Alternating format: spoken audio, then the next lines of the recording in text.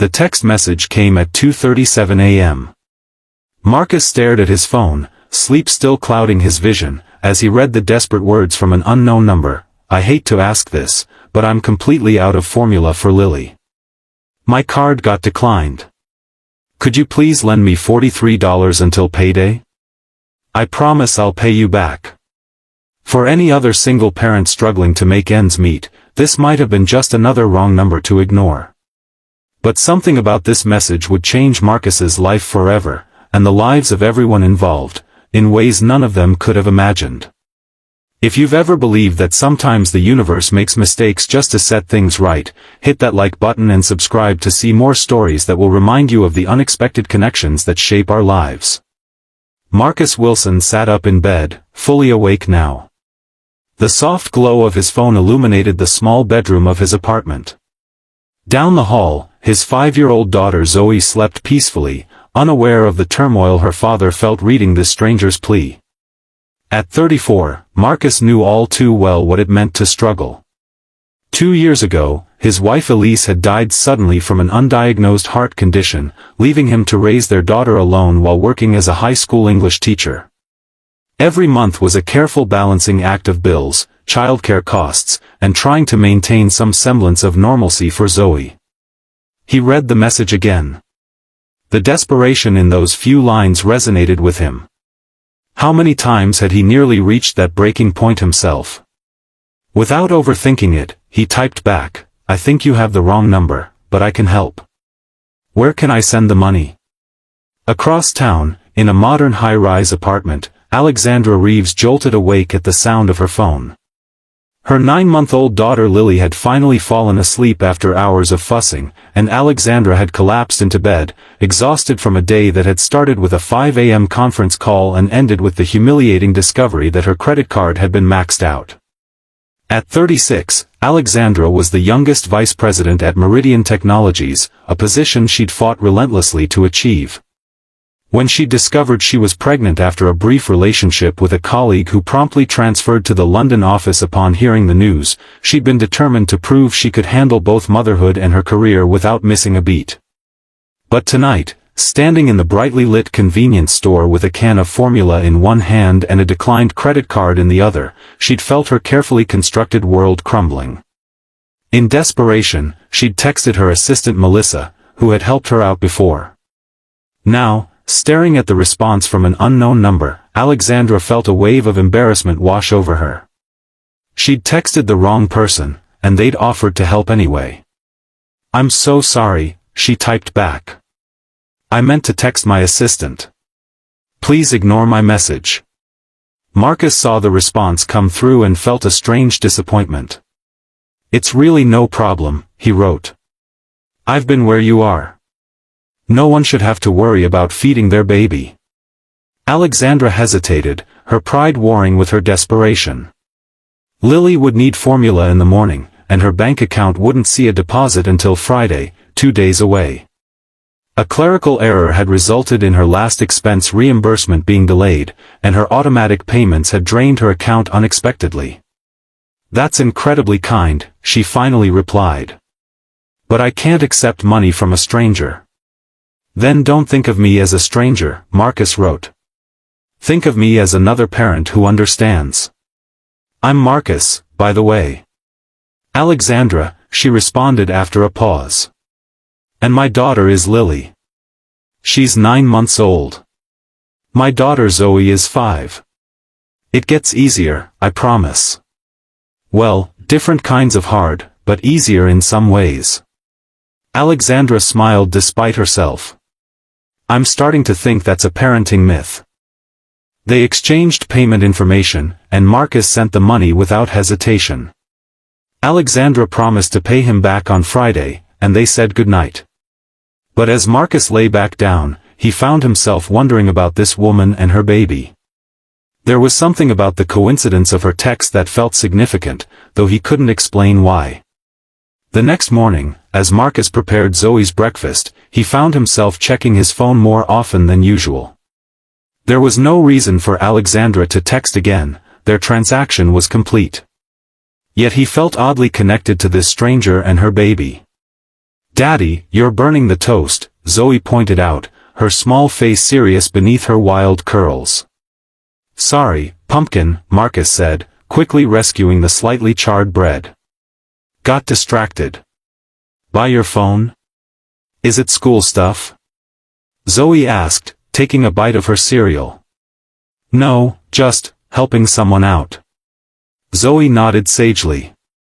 Like when Mrs. Peterson needed help carrying her groceries and we stopped even though we were late for my dance class.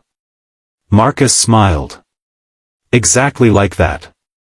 Across town, Alexandra was facing a morning crisis of her own. Her regular babysitter had called in sick, and the backup was unavailable. She had a crucial presentation to the board in 2 hours, and no one to watch Lily. As she frantically called agency after agency, she found herself thinking about the kind stranger from last night. There was something comforting about knowing there were still good people in the world, even as her current situation made her want to scream in frustration.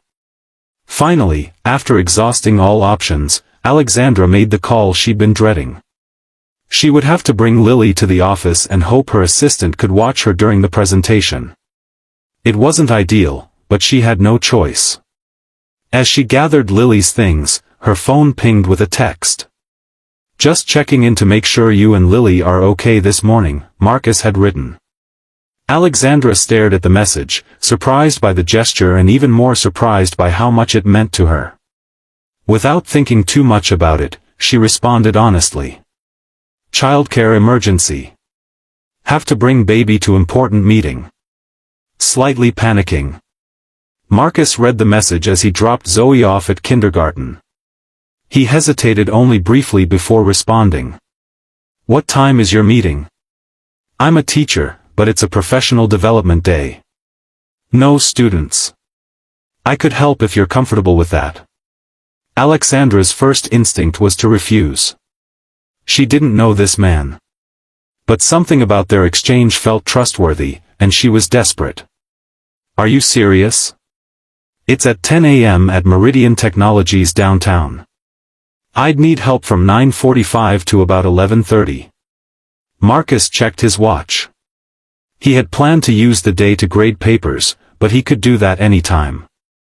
I can be there. Just tell me where to meet you.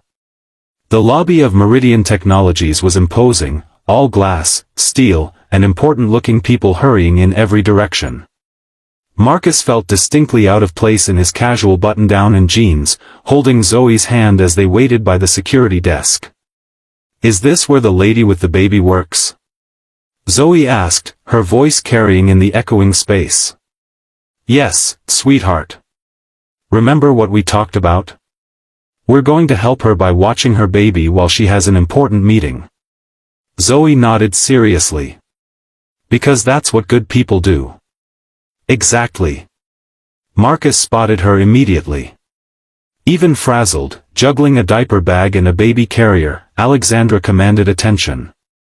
She was tall and elegant in a tailored suit, her dark hair pulled back in a sleek bun. The baby in her arms had the same striking dark eyes. Their eyes met across the lobby, and for a moment, Marcus felt a strange sense of recognition, though he was certain they'd never met before. Alexandra approached cautiously, studying the man and the little girl beside him. He wasn't what she'd expected, warmer somehow, with kind eyes and an easy smile that immediately put her at ease. Alexandra? I'm Marcus. And this is my daughter, Zoe. Zoe stepped forward with the confidence only a 5-year-old could muster. I'm very good with babies. I have 3 baby dolls at home. Alexandra couldn't help but smile. Well, that's very impressive. This is Lily. As they made the awkward transition of baby, diaper bag, and instructions, Alexandra felt a mixture of gratitude and disbelief at what she was doing, and trusting her child to a complete stranger because of a misdirected text message. I can't thank you enough for this, she said, checking her watch anxiously. My office is just down that hall. The conference room has glass walls, so I'll be able to see you. My assistant Melissa will be around too, and she has my number if anything comes up. Marcus nodded, already bouncing Lily gently as she began to fuss. "We'll be fine. Go knock 'em dead." Alexandra hesitated, looking at her daughter in this stranger's arms. "I don't usually do things like this." "I know," Marcus said simply. "Neither do I." With a final nod, Alexandra hurried toward the conference room, where board members were already gathering. As she set up her presentation, she kept glancing through the glass walls to where Marcus sat with both children, reading a book he'd pulled from his bag. To her surprise, Lily seemed perfectly content, watching with fascination as Zoe helped turn the pages. The sight was so domestic, so normal, that it made Alexandra's chest ache with a longing she usually kept carefully buried. The presentation went flawlessly. Alexandra was in her element, confidently walking the board through projections and strategies. But every few minutes, her eyes would drift to the small group outside, where Marcus was now building a tower of blocks with Zoe while Lily watched from his lap. When the meeting concluded to approving nods and handshakes, Alexandra felt a weight lift from her shoulders. The funding for her department's expansion was secured, which meant her position was too.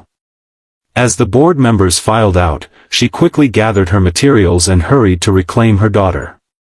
"How did it go?" Marcus asked, looking up with a smile that made something flutter in Alexandra's stomach. "Better than I could have hoped," she admitted. "How was Lily?" "Perfect. She and Zoe have become fast friends." Zoe nodded enthusiastically. "Can Lily come play at our house sometime? I showed her my special block tower, and she didn't even knock it down." Alexandra laughed, the sound surprising her. When was the last time she'd laughed like that?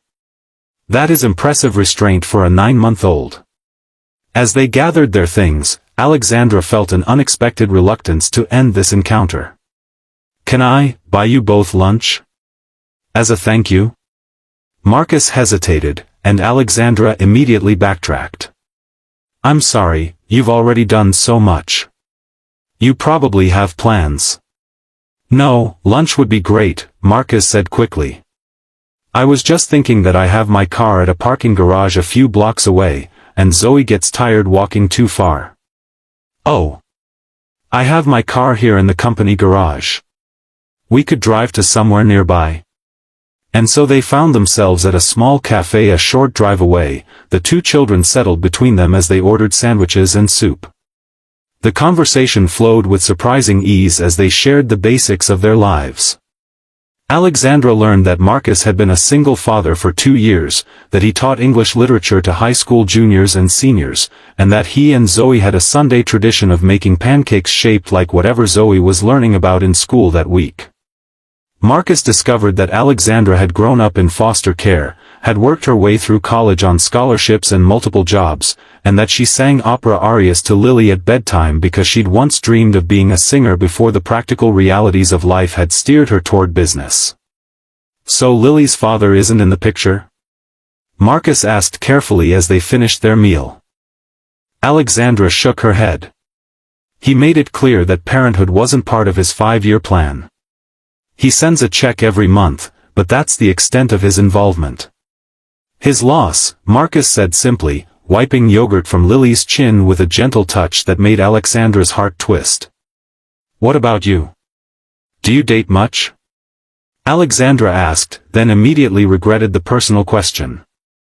"I'm sorry, that's none of my business." Marcus smiled ruefully. "Between work and Zoe, there hasn't been much time. And to be honest, I haven't been ready." He glanced at his daughter, who was busy showing Lily how to stack crackers. "Grief has its own timeline, I've discovered." Alexandra nodded, understanding in her eyes. "I can't imagine." As they prepared to leave, exchanging phone numbers, in case of emergency, both felt the strange sense that something significant had happened, something beyond the coincidence of a wrong number text. 3 days later, Alexandra made good on her promise to repay Marcus. She transferred the money along with a gift card to a local bookstore as an extra thank you. Marcus responded with a photo of Zoe surrounded by new books, her face alight with joy. A week after that, Alexandra found herself texting Marcus again, this time intentionally. Lily had said what sounded remarkably like book while they were reading, and Alexandra had immediately wanted to share the milestone with him. Their texts became regular, then daily, small updates about their children, funny anecdotes from work, recommendations for everything from children's books to takeout restaurants. They discovered they lived only 15 minutes apart, in different neighborhoods of the same city. A month after the mistaken text, Marcus invited Alexandra and Lily to join them for their Sunday pancake tradition. This week's theme was butterflies, in honor of the classroom caterpillars that had recently emerged from their chrysalises. Standing in Marcus's modest but warm kitchen, watching him and Zoe work together to create butterfly-shaped pancakes while Lily babbled happily in her high chair, Alexandra felt a sense of belonging that had eluded her for most of her life. "You're really good at this," she observed, sipping the coffee Marcus had prepared exactly as she liked it. "Pancakes? Years of practice," he joked. "No. This." She gestured around the kitchen. "Creating a home. A real one." Marcus looked up, his expression softening. "It wasn't always like this. After Elise died, I could barely function. Zoe and I ate cereal for dinner for weeks. The school principal had to practically order me to take bereavement leave. How did you get through it?" He considered this as he flipped a perfectly formed butterfly pancake. "One day at a time. And by realizing that home isn't about having everything figured out. It's about showing up, even when it's hard. Especially when it's hard." Alexandra nodded, thinking about her own apartment. Stylish but impersonal, more of a showcase than a home. She'd been so focused on proving herself professionally that she'd neglected to build the kind of warmth she felt in this kitchen. As they ate breakfast, Zoe chattering about her school projects and Lily attempting to feed herself with more enthusiasm than accuracy, Alexandra made a decision. "Would you two like to come to our place next weekend? I'm not much of a cook, but I make a mean spaghetti. It's basically the only thing I can cook without a disaster."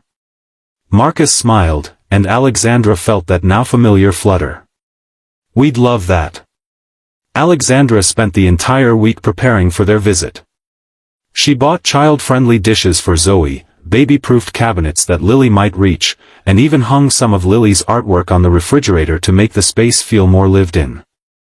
When Saturday arrived, she found herself nervously checking and rechecking everything. It had been years since she'd invited anyone to her home who wasn't a colleague or client, and never a man who made her feel the way Marcus did, both completely at ease and thrillingly aware of herself as a woman, not just a mother or executive. The dinner was a success, despite Lily throwing more spaghetti than she ate and Zoe spilling her juice twice. They ended the evening on Alexandra's balcony, the children asleep inside while the adults talked beneath the stars. "Can I ask you something personal?" Marcus said, his voice quiet in the night air. Alexandra nodded, drawing her cardigan closer against the slight chill. "Are you happy? With your life, I mean." The question caught her off guard. No one had asked her that in years, perhaps ever. People asked about her career goals, her management strategies, her childcare arrangements. But happiness? That seemed almost irrelevant to the life she'd constructed. "I'm successful," she said finally. "I've achieved everything I set out to achieve professionally. And Lily is healthy and thriving." "That's not what I asked," Marcus said gently. Alexandra looked out at the city lights below. "I don't know if happiness was ever the goal. Stability, security, those were what mattered. Growing up in the system, you learn early that happiness is a luxury." Marcus was quiet for a moment. "I think maybe it's a necessity. Just one we sometimes forget to prioritize." "Were you happy? Before everything happened?" He nodded slowly. "Yes. Not every minute of every day, but fundamentally, yes. And after, I thought I'd never feel that way again. After Elise died, I thought happiness was something I'd lost forever," Marcus continued, his voice soft in the night air. But then, gradually, I started finding moments again, watching Zoe learn to read, hearing her laugh. Small things that reminded me life could still be beautiful. Alexandra reached out impulsively and took his hand. Thank you for sharing that with me. Their eyes met, and something unspoken passed between them, a recognition of shared understanding, of possibility. Over the next few months, their lives became increasingly intertwined. Weekend outings to the park became a regular occurrence. Marcus helped Alexandra create a cozy reading nook in her apartment. Alexandra used her connections to help secure funding for Marcus's school's struggling arts program. The children thrived in each other's company. Lily took her first steps reaching for Zoe, who cheered louder than anyone. Zoe's kindergarten teacher commented on how much more confident she'd become, proudly telling classmates about her baby friend. One evening, as they prepared dinner together in Marcus's kitchen, now a comfortable routine, Alexandra received a call from her boss. She was being offered a promotion, one that would mean more responsibility, more money, and a transfer to the company's headquarters in Chicago. When she hung up, Marcus could see the conflict in her eyes. That's amazing news, he said, trying to keep his voice steady. You deserve it. It's what I've been working toward for years, Alexandra said, stirring the soup mechanically. The logical next step. When would you need to move? 6 weeks. The kitchen fell silent except for the bubbling of the soup and Lily's babbling from her high chair. That night, after the children were asleep, they sat on Marcus's porch swing, the weight of the decision hanging between them. I don't know what to do, Alexandra admitted. 6 months ago, I would have accepted immediately. And now? She looked at him, at the home he'd created, at the life they'd begun to build together. Now I'm not sure what success really means anymore. Marcus took her hand. Whatever you decide, we'll figure it out. That's what family does. The word hung in the air between them, family. Something neither of them had said aloud before, but which had been forming around them all these months. 2 weeks later, Alexandra declined the promotion. Instead, she negotiated to lead a new division in their current city, one that would allow her to create more flexible work policies for parents. On the 1-year anniversary of the mistaken text, Marcus took Alexandra back to the cafe where they'd had their first lunch. After the meal, he handed her a small, wrapped package. Inside was a framed screenshot of her original text message, preserved forever. I hate to ask this, but I'm completely out of formula for Lily. My card got declined. Could you please lend me $43 until payday? I promise I'll pay you back. Beneath the screenshot was an inscription, the best wrong number in history. With tears in her eyes, Alexandra watched as Marcus knelt beside the table, Zoe and Lily watching with excited grins from their seats. Some people might call it a mistake or a coincidence, Marcus said, holding out a ring. But I think it was the universe bringing together exactly who we needed, exactly when we needed each other. Alexandra, will you marry me? Will you help me build this family we've already started? Yes, she whispered, pulling him close. 1,000 times yes. As they celebrated that night with both children dancing around them in the living room, Alexandra marveled at how completely her life had transformed in just 1 year. From a desperate late-night text to a family she'd never imagined possible. Sometimes the greatest love stories begin with the smallest connections. Even a wrong number can lead to exactly the right person. And sometimes what seems like a mistake turns out to be the most perfect accident of all. If this story touched your heart, please like this video and subscribe to our channel for more stories about the unexpected ways love finds us when we need it most. Remember that sometimes the wrong turns lead us to exactly where we're meant to be.